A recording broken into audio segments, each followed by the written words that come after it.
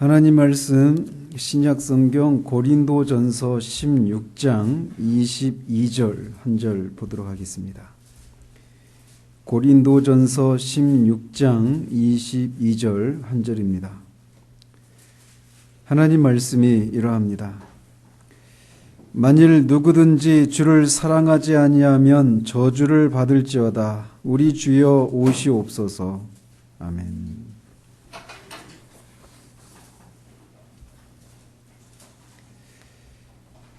우리는 매해 성탄절이 되면 누가복음 2장을 강해에 나갔었는데 지난해까지 해서 모두 살펴보았습니다.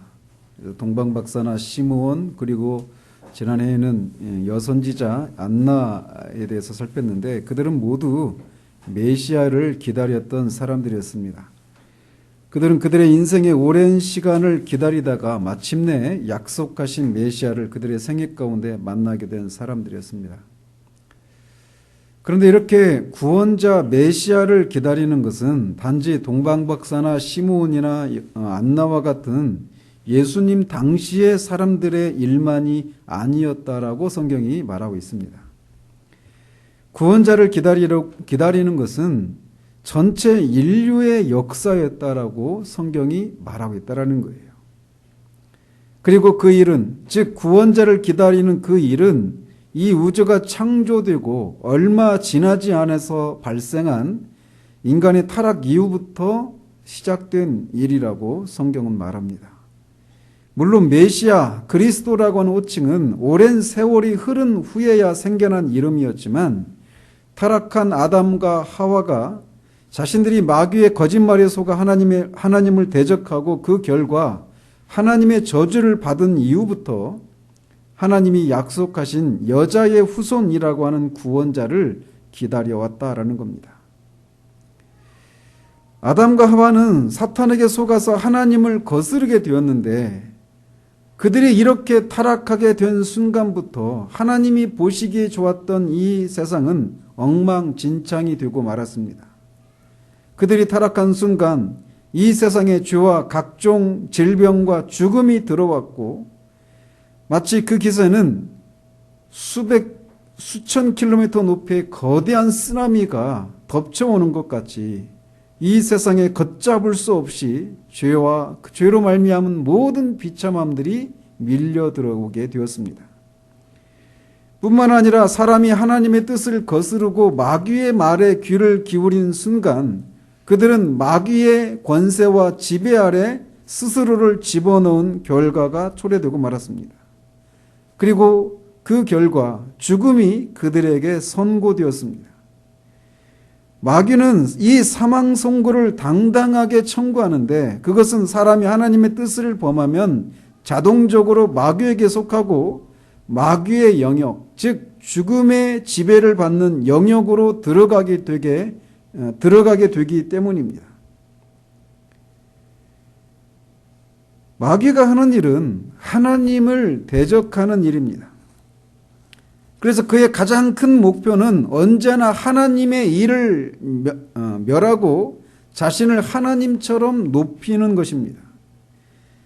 그래서 그가 한 일은 하나님께 순종해서 이 땅에 궁극적으로는 하나님이 통치하시는 은혜의 왕국, 하나님 나라를 건설하려고 하는 이 목적을 위해서 창조된 인간으로 하여금 오히려 하나님에 대한 적대감을 가지도록 타락하게 하는 일을 했던 것입니다. 그의 목적은 사람들을 하나님으로부터 분리시키는 일이었습니다. 그리고 그 일에 그는 가장 심혈을 기울였고 그 일에 결국은 성공하게 되었습니다. 그는 하나님을 대단히 미워하고 증오하기 때문에 그가 가진 소원은 이 세상에서 하나님의 영광된 일들의 흠집을 내고 파괴하는 것입니다. 사탄은 이 목적을 이루기 위해서 아주 교활하게 거짓말로 사람을 속여서 자신의 말을 믿게 하고 하나님께 순종하고 충성하면서 하나님으로 만족하는 삶을 살았던 사람들을 하나님으로부터 분리되게 만들었습니다. 그래서 주님은 요한복음 8장 44절에서 그를 거짓말쟁이요 거짓의 아비라고 말씀하셨습니다. 따라서 이 세상에 존재하는 모든 죄와 악, 그리고 그것으로부터 파생되는 질병과 죽음과 각종 비참함이라고 하는 불행의 씨앗은 사탄의 교묘한 거짓말에 귀를 기울인 아담의 어리석음의 결과라고 할 수 있어요. 그렇다면 사탄은 어떻게 사람으로 하여금 자신의 거짓말을 믿도록 하게 했을까요? 즉 그가 사람에게 했던 거짓말의 본질적인 측면은 무엇인가 라는 겁니다. 그것은 크게 세 가지로 요약할 수 있습니다. 첫 번째로는 사람에 대한 하나님의 태도를 의심하게 하는 그런 성질을 가진 거짓말이었다라는 거죠.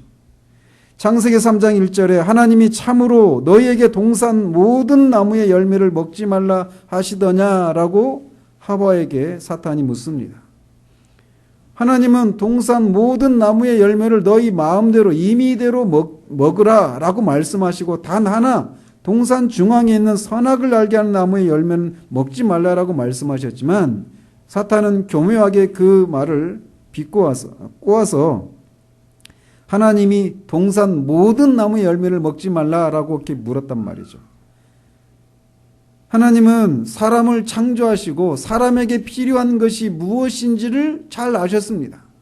하나님의 형상으로 지음받은 인간의 가장 행복할 수 있는 조건은 하나님의 뜻에 순종하고 하나님 안에 거하면서 하나님으로 만족하는 것, 그것이 인간에게 있을 수 있는 가장 최고의 행복할 수 있는 최고의 조건인데, 그래서 하나님은 그 하나님의 뜻 안에 거하도록 인간에게 하나님의 뜻을 주셨단 말이죠. 그가 인간의 삶을 향유할 수 있도록 필요한 모든 것들을, 육체적이고 물질적이고 영적인 모든 것들을 그에게 하나님은 아낌없이 주셨습니다. 그런데 사탄은 마치 하나님이 그런 사람을 향해서 인색하시고 사랑이 없으신 것처럼 동산에 있는 모든 나무의 열매를 먹지 말라고 하더냐라고 거짓말을 하는 것을 통해 하나님을 향해서 사람으로 하여금 의심하게 만들었다라는 거죠.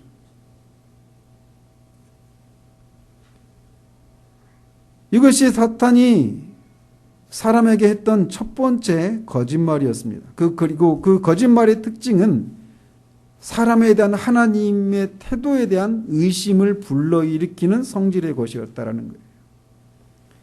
그런데 이런 거짓말은 지금도 여전히 사탄이 사람들을 향해서 하고 있는 거짓말입니다. 그래서 우리는 무엇인가 우리 인생이 잘 풀리지 않게 되면 하나님에 대한 의심이나 증오의 감정이 일어나는 것을 통해서 그것을 드러내는 경우들이 많아요. 심지어 하나님의 존재를 믿지 않는 사람들조차도 자신에게 예기치 않았던 어떤 불행이 자신에게 닥치면 하나님을 믿지 않는 사람조차도 하나님을 원망하고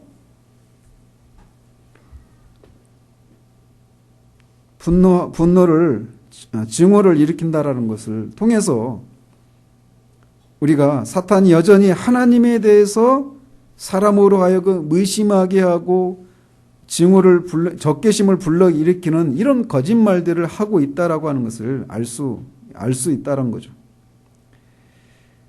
두 번째로 사탄이 사람에게 했던 거짓말은 사람이 하나님의 뜻에 순종하는 것은 인간의 자유와 행복을 잃어버리게 되는 것이라고 하는 거짓말이었습니다.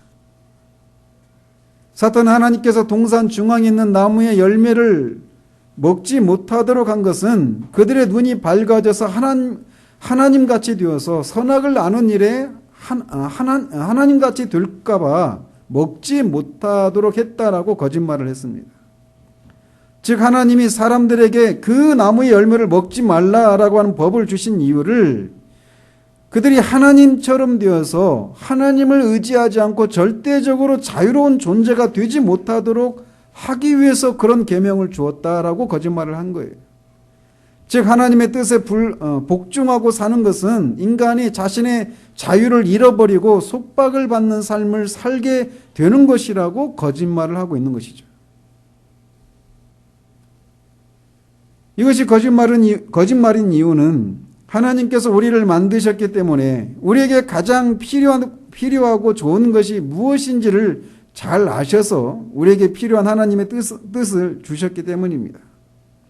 그런데 이 하나님의 뜻에 사는 것은 자유를 잃어버리고 우리가 더 나은 사람이 되고 더 행복을 누리는데 장애가 되는 것이라고 생각하도록 사탄이 거짓말을 하고 있는 것입니다. 거짓말을 했던 겁니다.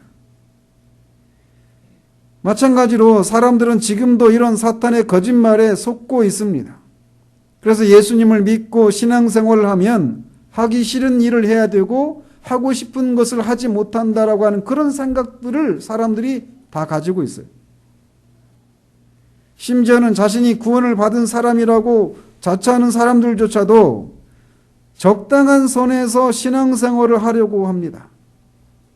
마치 소돔성에 찾아든 전사에게 소돔 사람들이 이자가 들어와서 거류하면서 우리의 법관이 되려 하는도다라며 두 천사를 해코지하려고 했던 것처럼 그렇게 자신은 구원받았다고 말하면서도 적당한 선에서 신앙생활을 하려고 하는 이런 사람들은 종교가 자신의 삶에 깊이 관여해서는 안 된다라고 하는 생각을 가지고 있습니다.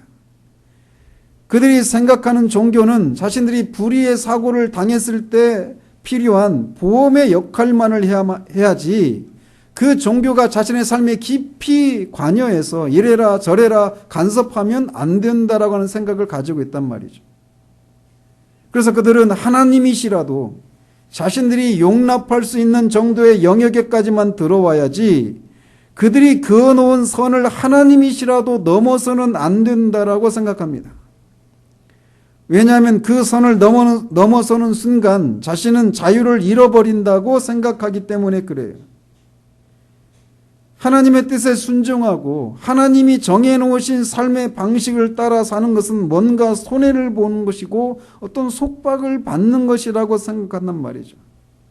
왜 사람들에게서 심지어 자신은 구원을 받았다고 하는 사람들 속에서조차도 그런 생각을 하게 될까요?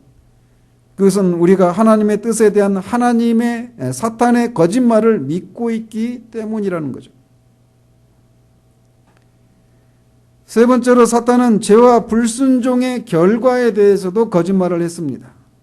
하나님은 너희가 그 열매를 먹으면 반드시 죽는다라고 말씀하셨지만 사탄은 만일 너희가 하나님이 금하신 열매를 먹어도 죽지 않는다라고 말을 했어요. 오히려 너희 눈이 밝아져서 선악을 아는 일에 하나님과 같이 된다라고 하는 거짓말을 했습니다. 즉 그는 그들에게 하나님의 뜻을 거스르고 불순종하고 죄를 지으면 하나님이 말씀하신 그런 불행한 일들이 일어나는 것이 아니다라고 하는 그런 거짓말을 했습니다. 지금도 사탄은 여전히 우리에게 같은 종류의 거짓말을 하고 있습니다. 하나님의 법을 어기고 불순종해도 벌을 받거나 어떤 잘못된 그런 일이 우리에게 일어나지 않는다라고 속삭입니다. 오히려 훔친 사과가 맛이 더 있다라고 하는 식으로 하나님의 법을 어길 때 찾아오는 즐거움이 더 커 보이도록 우리를 미혹하는 일을 지금도 하고 있어요. 어쨌든 이렇게 사탄은 사람에 대한 하나님의 태도에 대해서 의심하도록 또 하나님의 뜻에 순종하는 것은 자신의 자유와 어떤 그 행복을 잃어버리는 것이라고 하는 이런 거짓말, 그리고 죄를 지어도 불순종해도 결코 그런 어떤 불행한 일이 일어나지 않는다라고 하는 이런 세 가지 종류의 거짓말을 사람에게 했습니다. 그런데 불행하게도 그것이 거짓말이라고 하는 것을 간파하지 못한 하와가 또 하와의 말을 들은 아담이 그들의 사탄의 말을 듣고 말았습니다. 그래서 그들은 하나님이 금하신 나무의 열매를 먹고 말았습니다. 그 결과 그들은 하나님의 법을 어기고 정죄를 받아 하나님의 진노 아래 있게 되었고 사망이 그들 위에 왕노릇하게 되었습니다. 죽기를 무서워하여 한평생 매어 사는 신세가 되고 말았다라고 히브리서 기자는 말해요. 그래서 모든 사람들이 죽기를 두려워하면서 죽음 앞에서 전전긍긍하는 삶을 살았던 그 최초의 원인이 이 최초의 인류인 아담과 하와가 하나님의 뜻을 거스르고 사탄의 말에, 거짓말에 귀를 기울인 결과라고 성경은 말한다라는 거죠. 뿐만 아니라 인간은 사탄의 지배를 받게 되었습니다. 또한 인간의 본성이 악해져서 악을 선호하고 하나님을 대적하며 살게 되었습니다. 그 결과 하나님이 보시기에 심히 좋았던 이 세상은 고통과 슬픔의 장소가 되고 말았습니다. 아담과 하와는 자신들이 죄를 짓는 순간, 하나님이 금하신 나무의 열매를 먹은 순간 뭔가가 잘못되었다라고 하는 것을 즉시로 알았습니다. 모든 것이 그들로서는 걷잡을 수 없는 상황으로 급변하는 것을 보았습니다. 가장 먼저는 자신 안에서 하나님을 향해서 전에는 없었던 두려움들이 일어나는 것을 발견하게 되었어요.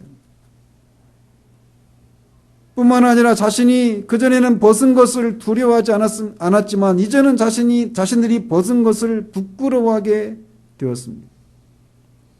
뿐만 아니라 그들이 금단의 열매를 먹는 순간 에덴 동산의 모든 동물들은 뭔가 급변하는 그런 상황들을 보면서 다 놀라고 경악을 금치 못하는 그런 일들이 일어나고 말았습니다. 그들은 이를 저지르기는 했지만 자신들의 불순종으로 인해서 초래된 그 일들을 자신의 힘으로 수습할 수가 없다라고 하는 것을 얼마 지나지 않아서 알게 되었습니다. 자신들이 무화과 나무로 만든 옷으로도 그들의 부끄러움을 감출 수가 없었고 자신들이 거역한 하나님의 얼굴을 피하기 위해서 깊숙한 숲속으로 숨어들었지만 그 하나님의 얼굴을 피할 수 없다라고 하는 것도 얼마 지나지 않아서 알게 되었습니다. 그들은 이제 자신들이 하나님이 아니라 사탄의 종이 되고 말았다라고 하는 것을 알게 되었습니다. 그런 그들에게 하나님의 뜻을 거슬렀던 그들이 받아야 할 것은 마땅히 심판이었지만 긍휼에 풍성하신 하나님은 그들에게 심판에 대해서 그들의 죄에 대해서 저주를 내리셨을 뿐만 아니라 그들에게 한 가지 또 약속을 해주셨는데 그것은 여자의 후손이 사탄의 머리를 상하게 하고 사탄은 그 여자의 후손의 발꿈치를 상하게 할 것이라고 하는 약속이었습니다. 이 약속은 사람은 죄를 저지를 수는 있지만 죄를 지은 결과로 초래된 모든 결과로부터 스스로의 힘으로는 벗어날 수 없다라고 하는 것을 처음부터 하나님이 말씀하신 것이라고 할 수 있어요. 자신이 저지른 그 죄의 결과로부터 벗어나기 위해서는 자신의 힘으로 되지 않고 누군가가 와서 그들을 건져주지 않으면 안 된다라고 하는 것을 이 첫 번째 원복음에서부터 하나님은 말씀하셨던 겁니다. 여자의 후손이 와야만 죄로 인해서 초래된 그 모든 결과들을 뒤집는 일이 가능하다라는 것이었어요. 바로 그 구원자는 여자의 후손이었습니다. 그래서 아담과 하와는 하나님의 약속의 성취를 기다렸습니다. 여자의 후손이 자신들을 구원하고 자신들이 저지른 죄의 결과들을 회복하고 사탄의 지배에서 자신들을 구원할 것이라고 하는 그런 믿음을 가지고 그 약속의 성취를 기다린 겁니다. 드디어 첫 번째 여자의 후손이 이 땅에 태어났습니다. 그는 바로 첫째 아들 가인이었습니다. 그래서 하와는 내가 여호와로 말미암아 득남하였다라고 하는 의미로 첫째 아들의 이름을 가인으로 이름을 지었습니다. 그런 것을 통해 자신들에게 하신 하나님의 약속을 그들이 믿고 있었다라고 하는 것을 드러냈던 거죠. 여자의 후손이었습니다, 가인은. 그러나 우리가 알다시피 그는 하나님이 말씀하신 그 여자의 후손이 아니었죠. 이렇게 하와는 또 아담은 최초의 죄를 지은 사람이기도 했지만 동시에 구원자를 기다리는 최초의 사람들이기도 했습니다.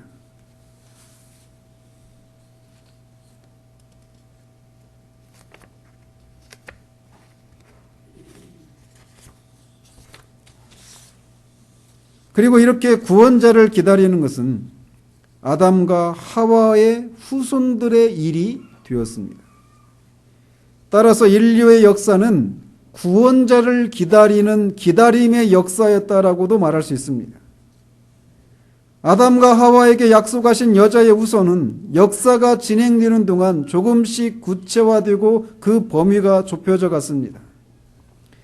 노예 홍수 후에 셈 족속의 아브라함에게 하나님은 당신께서 약속하신 여자의 후손이 그의 후손으로 오실 것을 약속하셨습니다. 아브라함의 씨를 통해서 모든 족속과 열방이 복을 받게 하시겠다라는 약속을 통해서 아담에게 하셨던 약속을 이제 아브라함의 후손이라고 하는 이 사람으로 좁히고 또 구체화시키셨다는 겁니다. 아담과 하와 이후에 수많은 여자의 후손들이 태어났지만 그 여자의 후손이 다른 사람이 아니라 아브라함의 씨로 오실 것을 약속하신 것입니다. 그래서 아브라함의 인생 역시 자신의 후손으로 오실 구원자를 기다리는 역사였습니다. 그래서 우리 주님이 오셔서 아브라함이 우리 주님의 때를 볼 것을 즐거워하다가 주님이 오신 것을 보고 기뻐하였다라고 요한복음 8장에서 말씀하셨던 거예요. 아브라함이 기다렸던 구원자에 대한 약속은 그의 아들 이삭에게로 그리고 야곱에게로 전해져 내려갔습니다. 이삭과 야곱도 아브라함이 기다렸던 아브라함의 씨, 즉 창세기 3장 15절에서 말하는 여자의 후손 구원자에 대한 구원자를 기다렸습니다.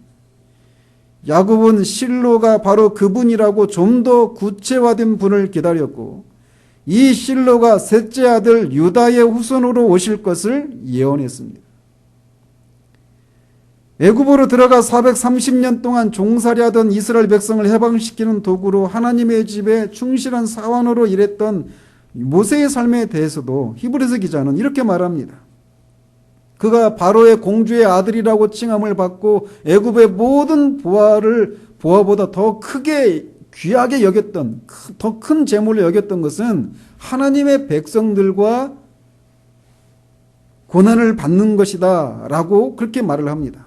그런데 하나님의 백성들과 고난을 받는 그 삶을 가리켜서 그리스도를 위하여 순환받는 것이라고 말을 합니다. 즉 모세 역시 그리스도를 기다리는 삶이었다라고 하는 것을 우리에게 말해주고 있는 거예요. 구약의 하나님의 백성들은 계속해서 여자의 후손 또 아브라함의 후손 유다의 자손으로 오실 구원자를 기다리는 삶이었고 이 기다림을 인해서 많은 순환을 마다하지 않는 삶을 살았습니다. 그리고 역사가 더 진행되는 중에 유다 지파의 다윗에게 하나님은 좀 더 구체적으로 구원자에 대한 약속을 하셨습니다. 그 구원자가 하나님을 위해서 성전을 지을 것이고 그가 나라의 왕위에 올라서 그 왕위가 영원히 견고할 것이라고 하는 약속을 다윗에게 주셨어요. 그래서 이제 여자의 후손은 아브라함의 씨로 또 유다 지파에게로 다윗의 후손으로 오실 것이라고 그렇게 약속을 하셨고 그 아브라함의 후손과 다윗의 후손으로 오실 여자의 후손 구원자를 이스라엘 백성들이 계속해서 기다렸던 겁니다. 바로 그분이 마태가 그의 복음서에서 아브라함과 다윗의 자손 예수 그리스도의 계보라라고 소개하고 있는 우리 주 예수 그리스도이십니다. 제가 시간 관계상 많은 구약의 하나님의 사람들의 구원자에 대한 기다림을 건너뛰었지만 아담으로부터 시작하여 그 후에 수많은 사람들이 하나님이 약속하신 구원자를 기다렸습니다. 이분이신가? 아니면 저분이신가? 그 구원자가 어떤 방식으로 태어나고 어디서 태어날 것인지 그가 태어날 때 어떤 일들이 일어날 것인지를 수많은 주의 종들을 통해서 하나님은 예언하셔서 그 예언에 적합한 인물이 누구인가를 사람들은 계속 기다려왔고 그 많은 기다림의 끝에 하나님은 때가 찾아 하나님께서 약속하신 구원자를 이 땅에 보내셨습니다. 그분이 바로 2000년 전에 유대 땅 베들레헴의 한 구유에서 나신 우리 주 예수 그리스도이십니다. 사도 요한은 그분이 이 땅에 오신 목적을 세상을 심판하기 위해서 오신 것이 아니다라고 말합니다. 하나님이 그 아들을 세상에 보내신 것은 세상을 심판하려 하심이 아니요 라고 말합니다. 그러면 왜 그분이 오셨는가? 그로 말미암아 세상이 구원을 받게 하려 하심이라 라고 말을 합니다. 그분이 이 세상에 오신 것은 사탄의 거짓말에 속아서 소외된 그 상태를 회복하고 세상을 구원하기 위해서 오셨다라고 말합니다. 그것을 사도 요한은 요한일서 3장 8절에서는 마귀의 일을 멸하기 위해서 오셨다라고도 말을 합니다. 마귀의 일을 멸하기 위해서 하나님의 아들이 이 세상에 오셨다라는 거예요. 오셔서 마귀를 멸하시는 일을 하시고 마귀에게 사로잡혀 있는 하나님의 백성들을 구원하시기 위해서 그분이 오셨다라는 거죠. 마태복음 12장에서 이렇게 말합니다. 사람이 먼저 강한 자를 결박하지 않고서야 어떻게 그 강한 자의 집에 들어가 그 세간을 강탈하겠느냐. 결박한 후에야 그 집을 강탈하리라. 즉 사탄에게 사로잡혀 있는 하나님의 백성들을 구원하시는 방식은 먼저는 그들을 사로잡고 있는 강한 자 사탄을 결박하고 난 후에 그들의 세간인 하나님의 백성들을 구원해내는 일을 하신다라는 거죠.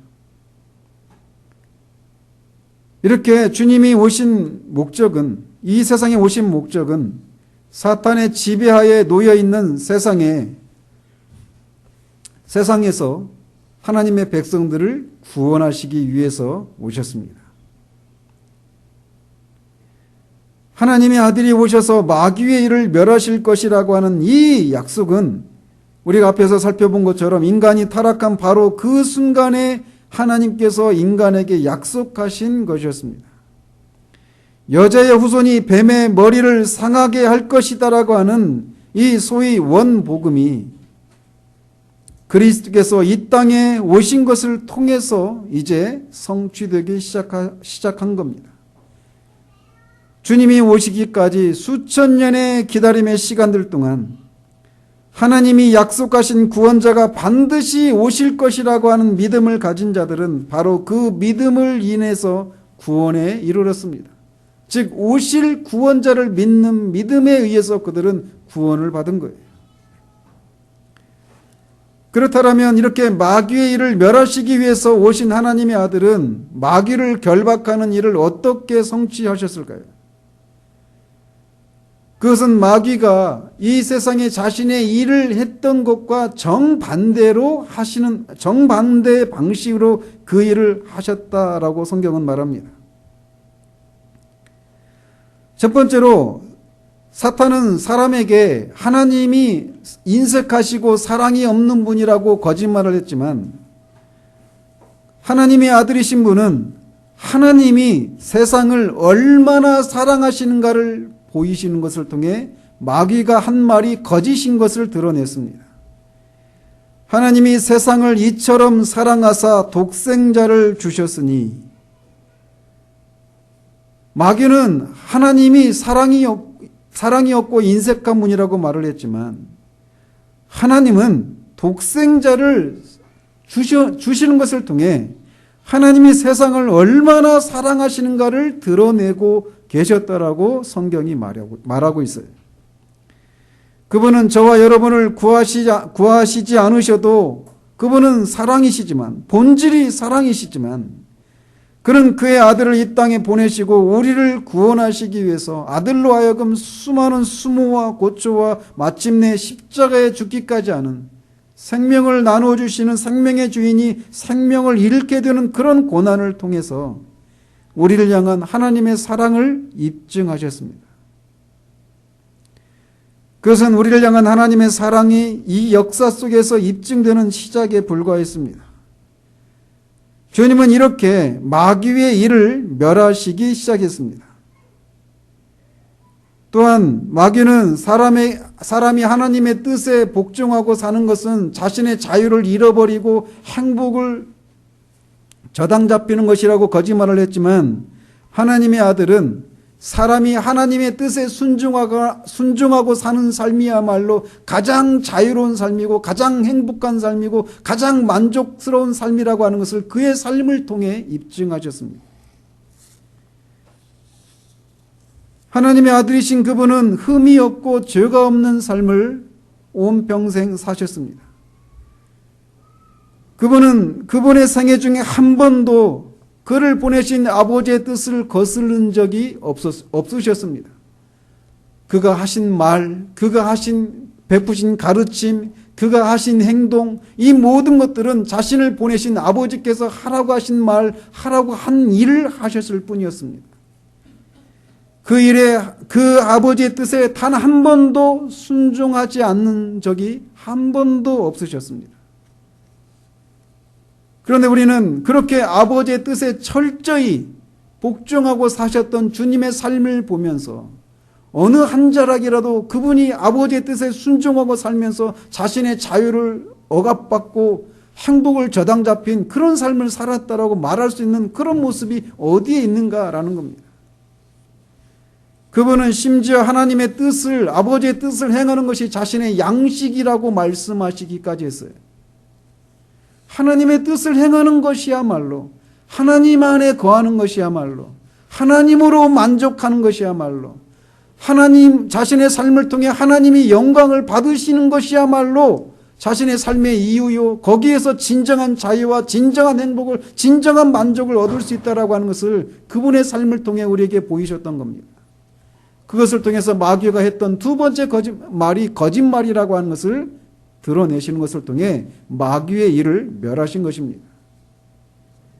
뿐만 아니라 그는 그분의 가르침을 통해서 죄와 불순종의 결과가 죄를 짓고 불순종을 해도 하나님이 말한 그런 불행한 결과가 초래되지 않는다라고 했던 사탄의 그 말이 거짓말이라고 하는 것을 그의 가르침을 통해 드러내셨습니다. 죄와 불순종의 결과는 어둠이요 고통이라고 하는 것을 드러냈던 겁니다. 이렇게 크게 그분의 삶과 가르침을 통해서 마귀가 했던 말이 거짓말이라고 하는 것을 입증하는 것을 시작하셨는데, 실제적으로 구체적으로 마귀의 일을 멸하신 것은 그분이 각종 질병을 고치시고 귀신을 쫓아내시는 것을 통해 마귀를 멸하시는 일들을 하기 시작한 겁니다. 예를 들어 누가복음 13장에서 안식일에 귀신 들려 앓으며 꼬부라져 조금도 펴지 못하는 여자를 고쳐주시면서 주님은 이렇게 말씀하셨습니다. 18회 동안 사탄에게 매임받은 이 아브라함의 딸을 안식일에 이 매임에서 푸는 것이 합당하지 아니하냐라고 말씀하시면서 그 여인의 병을 고쳐주셨습니다. 그 여인이 병에 걸린 것은 사탄에게 매여 있는 결과였다라고 하는 것을 주님이 말씀하시면서 그 여인을 고쳐주신 것을 통해서 그 여인을 사탄에게서 해방시켜 주시는 일을 하신 것입니다.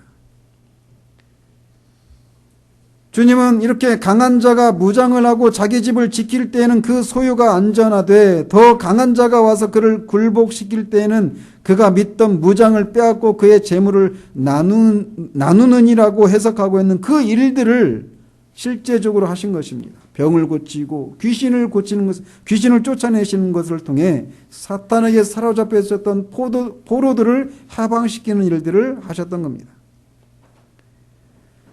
이렇게 살아생전에 이적을 통해 마귀에게 사로잡힌 자들을 해방시키시는 일을 하셨다라면 주님은 그의 죽음을 통해서도 더 근본적이고 더 큰 일을 하셨습니다. 마치 삼손이 살아있을 때보다 죽을 때 더 많은 블레셋 사람들을 죽였던 것처럼 주님은 그의 삶보다 그의 죽으심을 통해서 이 세상에 슬픔과 고통의 장소가 되게 만들어버린 근본적인 원인인 그 사탄을 멸하시는 일을 하셨다라는 거죠. 그는 십자가의 죽음을 통해 사탄의 거짓말에 속아 하나님의 계명을 어기고 정죄를 받은 죄인들의 죄를 해결하셨습니다. 골로새서 2장 15절에 통치자들과 권세들을 무력화하여 드러내어 구경거리로 삼으시고 십자가로 그들을 이기셨다라고 말하고 있습니다. 분명히 우리 주님은 십자가에서 죽으셔서 겉으로 보면 패배를 하신 것처럼 보였지만, 그래서 십자가 밑에서 네가 하나님의 아들 구원자라면, 그리스도라면 너 자신을 구원해내라 라고 말하는 그 사람들의 말이 그들의 말이 옳은 것처럼 보였지만, 그것이 패배가 아니라 승리였다라는 거죠. 그분은 패배를 통해 승리를 쟁취하신 것입니다. 그런 십자가에서 사탄의 권세를 무력화시키는 일을 하셨습니다. 또 고린도전서 15장 26절에 의하면 그분은 십자가의 죽음을 통해 모든 사람들 위에 왕노릇하는 사망의 권세도 정복하셨다라고 말하고 있습니다. 이처럼 그는 그의 죽음을 통해서 사탄의 일들을 멸하셨습니다. 그러나 거기에서 끝난 것이 아니었습니다. 그는 다시 살아나셨습니다. 그리고 그와 연합해서 다시 산 자들에게 그분의 생명, 하나님이 누리시는 창조되지 않은 영원한 생명을 주셔서 하나님과 교제를 나눌 수 있도록 하십니다. 죄로 말미암아 하나님과 분리되어서 하나님의 면전에서 쫓겨난 죄인들이 다시금 예수 그리스도의 그 삶과 죽으심을 통해서 이루신 일들을 믿는 자들에게 주시는 그 영생의 복을 인해서 하나님 앞에 설 수 있는, 하나님 앞에 살 수 있는 그 은혜를 누리게 된 것입니다. 그리고 하나님을 대적하고 하나님을 미워했던 그 본성이 새롭게 변화되어서 하나님의 하나님 되심을 즐거워하고 기뻐하는 그런 사람들이 되는 복을 주셨던 겁니다. 사도 바울은 이 복을 하늘에 속한 모든 신령한 복이라고 말을 합니다. 바로 이것을 주시기 위해서 하나님의 아들이 이 땅에 오신 것입니다. 그는 마귀의 일을 멸하셨습니다. 마귀의 일을 멸하기 위해서 필요한 일들은 이제 전혀 없습니다. 그분은 모두 이루셨습니다. 이런 일들을 위해 하나님의 아들이 오셨다라고 하는 것을 믿는 자들은 그가 이루신 일들의 은택을 즉각적으로 입게 됩니다. 그래서 예수 그리스도를 믿는 자마다 즉각적으로 죄 용서를 받고 즉각적으로 하나님으로부터 의롭다 여김을 받고 즉각적으로 하나님의 양자가 되어 하나님 나라의 유업을 이을 자가 되는 복을 누리게 됩니다. 또한 즉각적으로 사망과 사탄의 지배에서 벗어나 하나님 나라의 백성이 되고 그분의 돌보심과 인도하심을 받는 복을 누리게 됩니다. 이것을 우리에게 주시기 위해서 하나님의 아들이 2000년 전에 오셨다가 이 모든 일을 다 이루시고 그가 계셨던 곳으로 영광을 취하시고 돌아가셨습니다. 그러면 구원자를 기다리던 하나님의 백성들의 기다림은 모두 끝났습니까? 그분이 오신 것을 통해 그분이 오심을 기다렸던 하나님의 백성들의 기다림은 이제 모두 끝났는가라고 묻고 있는 거예요. 그러나 그렇지 않다라는 겁니다. 하나님의 백성들에게는 또 다른 기다림이 시작이 됩니다. 그것은 오늘 본문에서처럼 우리 주여 오시옵소서라고 하는 종류의 또 다른 기다림입니다. 우리 주여 오시옵소서라고 한 이 말이 원문에는 아람어로 되어 있는데 마라나타라고 하는 말이에요. 마라나라고 하는 말과 타라고 하는 말이 이렇게 합성된 말이죠. 마라나타라고 하는 말은 주께서 곧 오신다, 주께서 임하신다라고 하는 그런 뜻입니다. 그런데 초대교회 성도들은 서로 만나면 이 마라나타라고 하는 말로 서로 인사를 주고받았다고 그래요. 우리는 저번에 제가 말씀을 전하러 갔는데 강대상에 올라올 때마다 막 할렐루야 손을 막 인사를 하는데 얼마나 낯설든지. 우리는 누군가를 만나면 할렐루야라고 인사하고 인사를 주고받습니다. 그런데 초대교회 성도들은 할렐루야라고 하는 인사가 아니라 마라나타라고 하는 말로 인사를 주고받았다고 그래요. 인사말에는 그들이 처한 상황을, 시대적인 상황을 반영하는 것들이 있기 마련입니다. 그래서 학자들이 그런 얘기 하잖아요. 우리가 처음 보는 사람들한테 안녕하세요라고 하는 그런 인사말을 하잖아요. 그 얘기는 그만큼 우리 시대가 전쟁이 있고 어떤 변고들이 많이 일어나기 때문에 밤새 안녕하지 못하는 일들이 많이 일어나니까 만나면 안녕하세요라고 하는 그런 말을 한다라는 거죠. 즉 인사말 속에는 그들이 처한 어떤 상황을 반영하는, 시대적인 상황을 반영하는 그런 것이 있기 마련이에요. 그런데 이 초대교회 성도들은 할렐루야라는 인사가 아니라 마라나타라고 하는 말로 인사를 주고받았다라는 겁니다.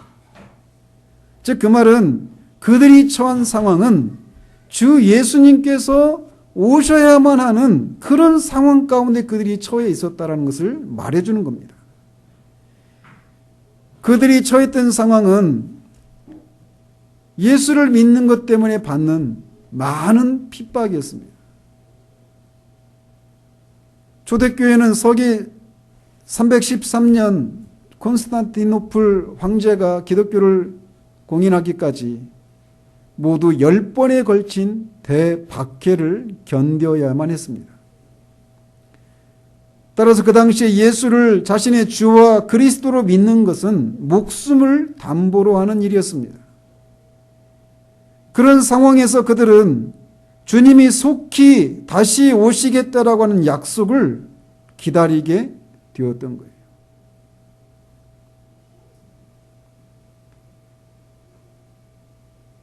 그들은 주님이 다시 오셔야만 자신들이 처한 상황에 반전이 일어날 것이라고 하는 것을 믿고 그렇게 주님을 또 다른 이미 오셨지만 다시 오실 주님을 기다리기 시작을 한 겁니다. 주님이 다시 오실 때는 처음에 주님이 이 땅에 오셨을 때와 같은 상태로 오시지 않습니다. 그들은 그것을 알았어요. 주님이 처음 이 땅에 오실 때는 인류 중에 겨우 소수만이 주님의 오심을 알았습니다. 그분은 낮고 천한 구여와 보잘것없는 가정으로 이 땅에 들어오셨습니다. 이 세상의 주인이심에도 불구하고 세상은 그분을 왕으로 영접하지 않았고 오히려 헤롯과 사탄은 그분을 죽이려고 했습니다. 그리고 이런 세상에, 이 슬픔 많은 세상에 그분이 오신 것은 앞에서도 말씀드린 것처럼 세상을 심판하기 위해서가 아니라 구원하기 위해서 오셨습니다.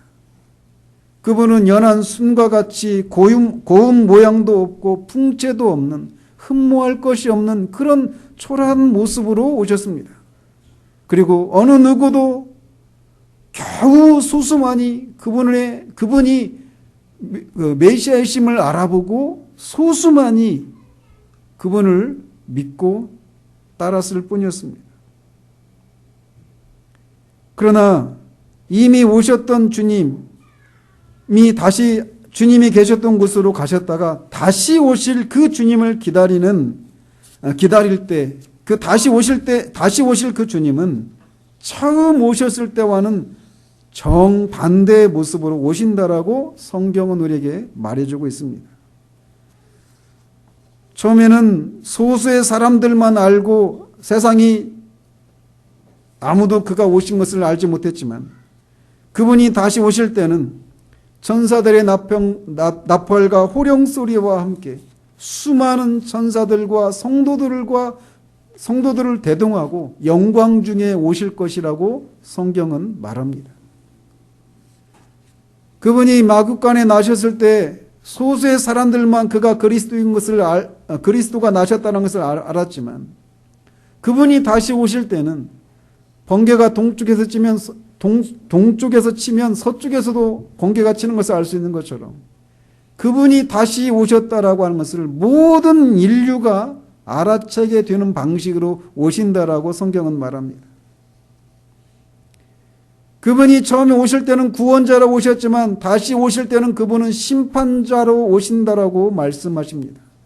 산자와 죽은 자를 심판하시기 위해서 그분이 오신다라고 말하고 있어요. 그리고 그 심판은 하나님의 집인 교회 안에서부터 시작된다고 말합니다.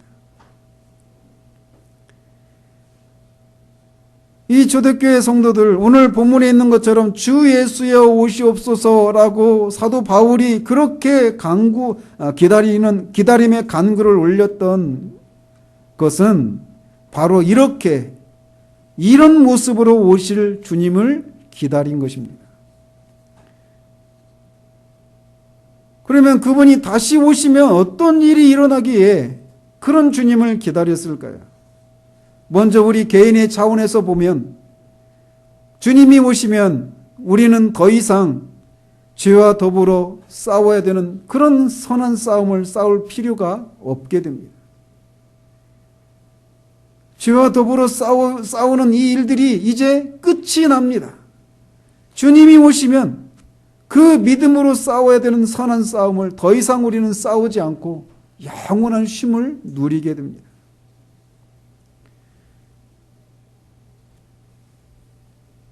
또한 요한계시록 6장 10절에 보면 큰 소리로 불러 이르되 거룩하고 참되신 대주제여 땅에 거하는 자들을 심판하여 우리 피를 갚아주지 아니하시기를 어느 때까지 하시려 하나이까 라고 죽어서 지금 천국에서 영혼의 상태로 쉬고 있는 성도들이 그렇게 예수 그리스도께 호소하고 있는 장면을 우리가 볼 수 있어요. 즉 그 말씀을 통해서 우리가 알 수 있듯이 주님을 믿는 것 때문에 이 땅에서 고난과 핍박을 받은 성도들의 원한을 주님이 오시면 갚아주신다라고 성경이 말합니다. 궁극적으로는 주님이 오시면 하나님의 나라가 완성이 됩니다. 주님이 오셔서 병을 고치시고 귀신을 쫓아내시는 일을 통해서 하나님의 나라가 이미 왔다라고 말씀하셨지만 이미 임하게 된 하나님의 나라가 완성되는 때는 이 영광의 주님이 심판주로 오실 영광의 주님이 다시 오실 때라고 성경은 말합니다.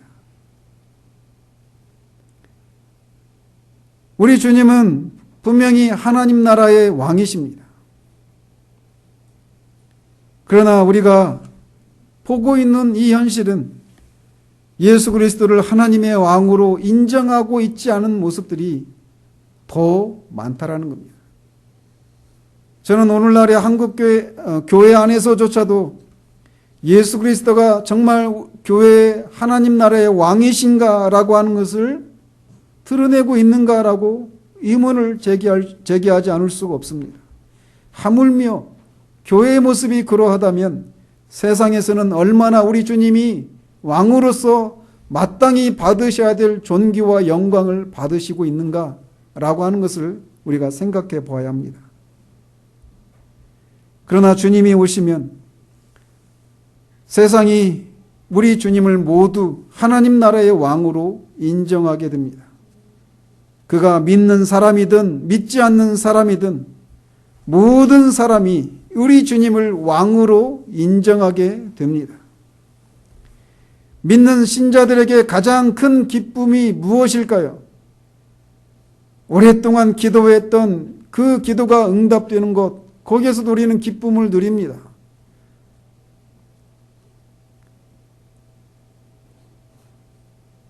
그러나 우리 신자들에게 있어서 가장 큰 기쁨이 있다면 그것은 우리 주님이 마땅히 받으셔야 할 영광과 존귀와 사랑을 받으시는 것이라고 할 수 있습니다. 우리가 정상적인 신자들이라면 교회 안에서 세상 가운데서 주님이 주님으로 인정되지 못하는 그런 현실을 인해서 마음이 상하고 주님이 그들이 생각하는 오늘날의 가난한 뒤틀린 교회가 드러내고 있는 그런 정도의 주님이 아니시라고 하는 것을 드러내기를 원하는 데서 오는 줄이고 목마름이 있어야만 합니다. 따라서 이 땅을 지나는 신자들은 교회 안에서 세상에서 하나님 나라의 왕이신 우리 주님이 왕으로서 마땅히 받으셔야 될 존귀와 영광과 사랑을 받으시지 못하는 모습을 인해서 애통해하고 상해하는 마음이 있어야 되는 거예요. 그런데 주님이 오시면 마침내 우리는 그것을 보게 됩니다. 어느 누구도 주님을 왕으로 인정하지 않는 사람이 없습니다. 믿지 않는 사람들조차 주님의 왕 되심을, 주권자 되심을 인정하지 않을 수가 없게 됩니다.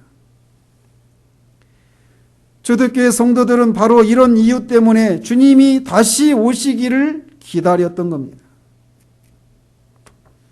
따라서 주님이 다시 오시기를 기다리는 마음이 우리 가운데 없다면 우리에게는 뭔가 문제가 있는 것이라고 할 수 있어요. 어쩌면 우리는 이 땅이 살아갈 만하고 죄와 더불어 싸우는 이 삶이 얼마나 고단한 삶인지를 모르고 이 세상이 정말 여기가 좋사오니 내가 여기서 평생 살면서 평안하게 살 수 있도록 나에게 필요한 자원만 공급해 주시고 내 삶에 대해서 깊숙이 들어와서 이래라 저래라 간섭하지 마십시오라고 하는 그런 신앙으로 만족하고 있는 것은 아닌지를 우리가 돌아봐야 한다는 거죠.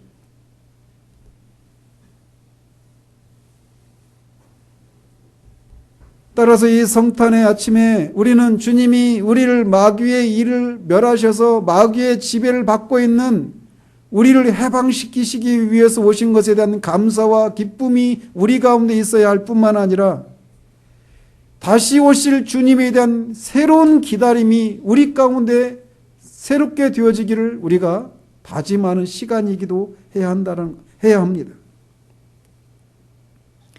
어떤 사람들은 주님이 다시 오시면 주님 앞에 내가 내어드릴 것이 없기 때문에 너무나 부끄러워서 오늘이 아니라 조금 더 내가 주님께 드릴 만한 것이 있을 때 그때 오셨으면 좋겠다라고 하는 생각을 가지고 계신 분이 계실지도 모릅니다.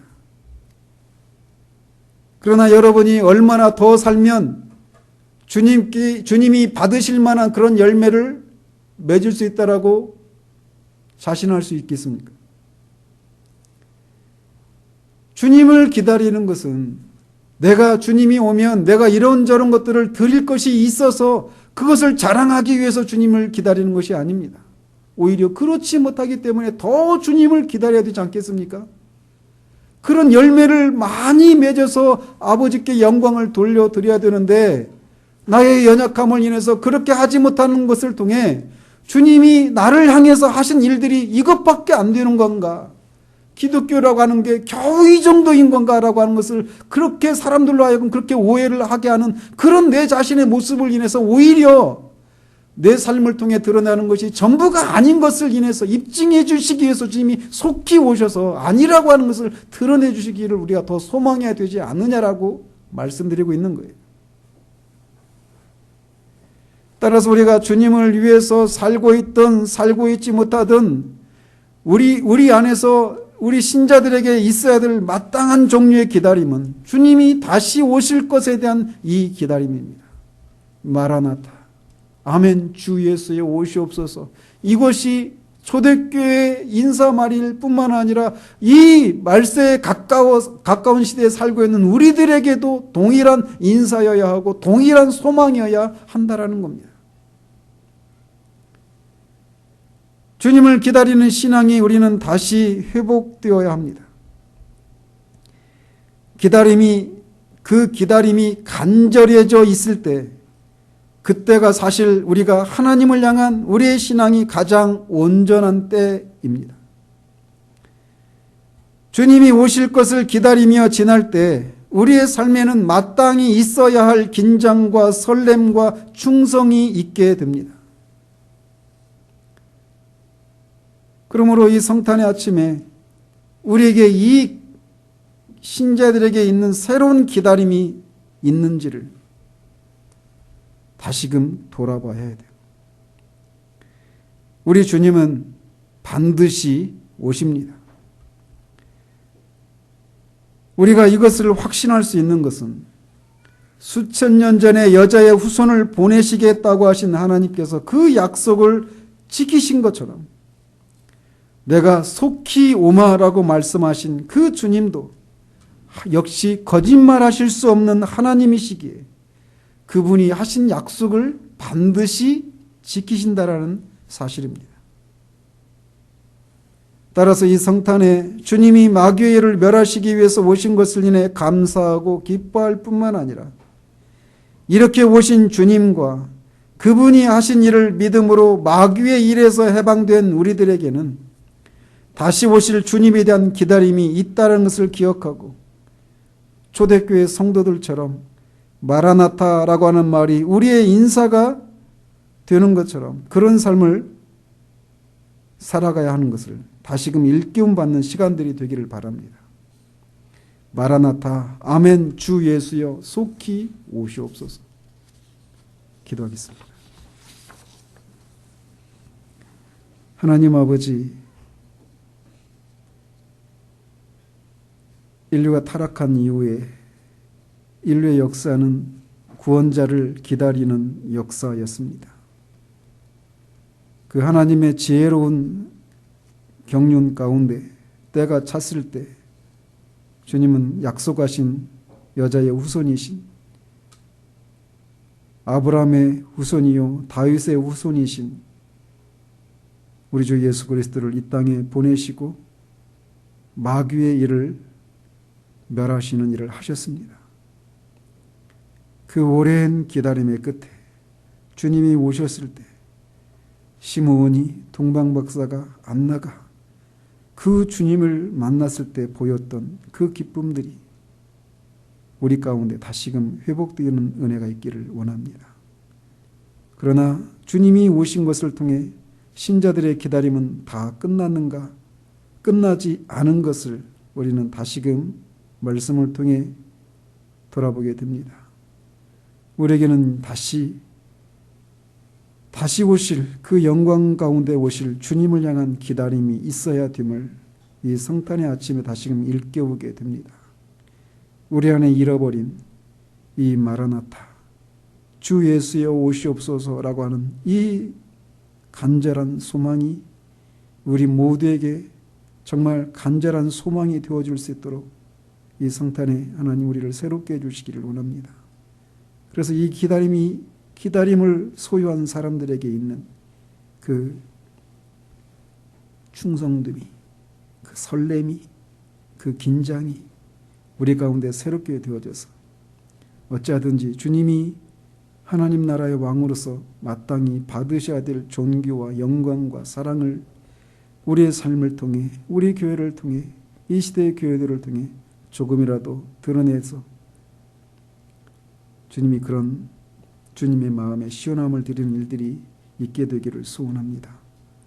주님의 오심을 감사드립니다. 아멘. 주 예수여 오시옵소서. 예수 그리스도 이름으로 기도합니다. 아멘.